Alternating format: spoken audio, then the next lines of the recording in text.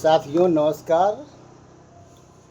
हम दिलीप दीवाना छोटा मोटा भोजपुरी सिंगर एक निर्गुण टाइप का लोकगीत छोटा सा दे रहे हैं।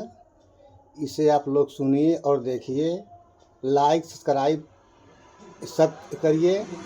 ये भी हमारे गुरुजी हैं, ये भी हमारे गुरुजी हैं। धन्यवाद। छोड़ी के पिजड़वा, छोड़ी के पिजड़वा, फरार हुई है सुगना। छोड़ी के पिजड़वा, फरार हुई है सुगना। देखी उछियावन लागी घर द्वार अंगना। देखी उछियावन लागी घर द्वार अंगना। छोड़ी के पिजड़वा फरार,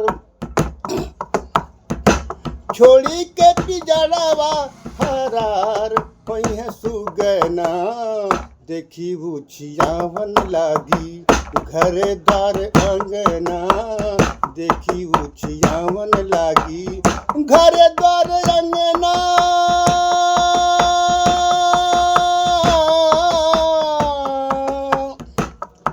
घर द्वार अंगना,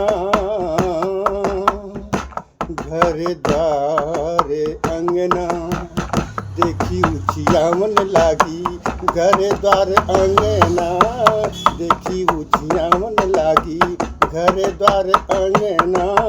छोड़ी के पिजड़वा फरार हुई है सुगना।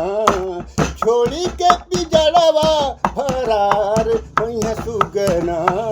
देखी उछियावन लागी घर द्वार अंगना। देखी उछियावन लागी। नमस्कार साथियों।